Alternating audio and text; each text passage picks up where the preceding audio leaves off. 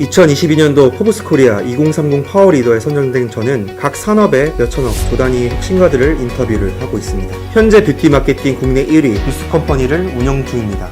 안녕하세요. 포브스 박진호의 인생 찌트키입니다. 코로나 바이러스가 세계를 휩쓴 후 놀라울 만한 사실이 밝혀졌는데요. 지난 2년간 새로 창출된 부를 약 70%가 상위 1%의 슈퍼리치가 차지했다는 건데요. 국제구호 개발기구 옥스팜이 발표한 슈퍼리치의 생존 보고서에 따르면 극단적 부와 빈곤이 동시에 증가하는 가운데 불평등이 계속돼서 이어지고 더 커지고 있다고 합니다. 또한 지난 2년간 전 세계에서 창출된 42조 달러 중 26조 달러가 약 70%가 상위 1% 슈퍼리치에게 돌아갔다고 하는데요. 이 기간 하위 90%가 새로 창출된 부에서 1달러를 벌기 위해 힘쓰는 시간이 상위 1%의 억만장자 재산이 약 170만 달러씩 늘어난다고 합니다. 그렇기에 빈익부, 부익부 가속화되는 상황이라고 말할 수가 있죠. 억만장자의 재산은 지난해 식품, 에너지 산업의 수익이 빠르게 증가하면서 급증했다고 합니다. 특히 미국과 영국, 호주에서 극심한 인플레이션이 기업들의 과도한 이익 때문에 발생한다고 하는데요. 억만장자의 재산이 급증하는 동안 최소 17억 명의 세계 노동자들의 임금 상승률이 물가 상승률에 못 미치는 국가에 살고 있다고 하는데요. 그렇다면 현재와 같은 상황에서 억만장자들은 어떻게 이렇게 많은 부를 창출할 수 있었을까요? 오늘은 팬데믹 상황에서 불구하고 작년의 재산만 약 52조가 증가한 가우탐 아다니에 대해서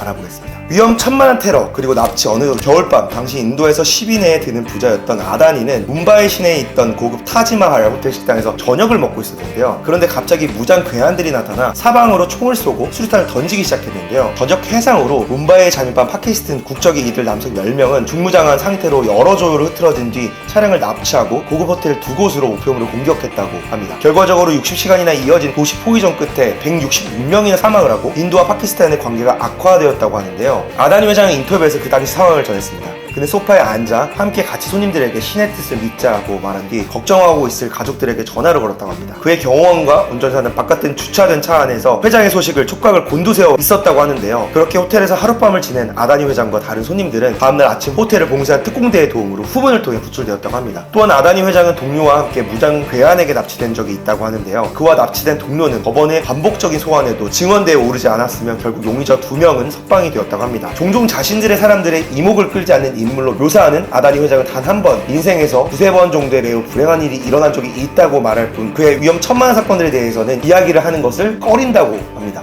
아다니의 과감한 투자 행보, 가우탐 아다니의 행보는 과거부터 매우 과감했다는 평가를 받곤 하는데요. 올해 9월 아다니는 신재생에너지 산업에서 중점을 두고 앞으로 무려 1,000억 달러의 투자를 하겠다고 선언을 하였습니다. 아다니는 싱가포르에서 열린 포브스 글로벌 CEO 컨퍼런스에서 그린 수소를 저렴하게 생산해 공급하는 업체가 되고 싶다는 포부를 밝혔는데요. 이미 아다니는 그룹 10기가와트 규모의 실리콘 태양광, 풍력 발전기 설비, 5기가와트 규모의 수소, 전기 분해 시설을 갖춘 공장을 건설하는 중이라고 합니다. 이번 아다니의 투자 결정에서는 인도 정부의 정책적인 지원과 관련이 있었는데요. 지난 3월 대경제정책연구원 보고서에 따르면 인도 정부가 인도 내 그린 수소, 그린 암모니아 생산자에 대한 적극적인 지원 정책을 발표했다라고 합니다. 정부의 지원 힘에 힘입어 인도 최대 에너지 물류 기업인 아다니 그룹이 수소 및 재생 에너지에 더욱 힘을 쓸 거라고 예상이 됩니다. 가우탐 아다니의 성장 과정. 아다니 회장은 1962년 인도 구자라트주 북부 탈사드에서 섬유 거래상의 아들로 태어났습니다. 아버지의 영향으로 무역에 지대한 관심을 가지고 있었던 그는 구자라트대 무역학과에 입학을 했습니다. 하지만 학업에 흥미를 느끼지 못하고 2년 만에 중퇴를 했다고 하는데요. 그 후 그는 뭄바이로 건너가 다이아몬드 선별사로 일을 하였다고 합니다. 사업에 뜻이 있었던 아다니는 형이 인수한 플라스틱 공장으로 직장을 옮겨 경영 전반을 배울 수 있었다고 하는데요. 플라스틱 발전 가능성을 확신한 아다니는 플라스틱 중개상으로 창업시장에 뛰어들게 됩니다. 그가 1988년 설립한 아다니 수출 그룹은 지주회사 아다니 상사의 모태가 되었다고 합니다. 특히 1991년 정부의 경제 자유와 정책에 힘입어 금속, 섬유, 농업 등 사업군을 넓힐 수 있었다고 하는데요. 그 후 문드라 항구에서 운영권을 따내면서 광물 중개권을 잇따라 확보하는 등 인프라 분야에서 강자로 떠올랐다고 합니다. 어떻게 하면 이렇게 성공을 할 수 있었을까요? 그 포인트가 3가지로 정리가 될 수 있을 것 같은데요. 과감한 투자와 계속된 사업 확장, 아다니의 급속도로 부자가 될 수 있었던 방법은 바로 그가 운영하고 있는 아다니 그룹 덕분이라 해도 과언이 아니었습니다. 1988년 아다니가 설립한 이 회사는 본래 농업과 전력 상품을 취급하였지만 경제 자유화 정책에 유리한 금속, 석유, 채굴 산업으로 인해서 사업을 확장해 나갔습니다. 지난 몇 년 동안 데이터 센터와 시멘트, 미디어, 알루미나에 이르기까지 과감한 투자를 아끼지 않았으며 석탄, 항만, 복합 사업까지 확장하여 2020년 이후 주가가 1000% 이상이나 치솟아 무려 750배 수익을 냈다고 합니다. 아울러 친환경 에너지와 인프라에 집중하며 토탈 에너지 관련 기업들부터 투자를 유치해 많은 부를 축적할 수 있었다고 합니다. 인도 증시의 화랑 현재 전 세계 증권가 칼바람을 맞는 가운데 인도 증시는 화랑이라고 합니다.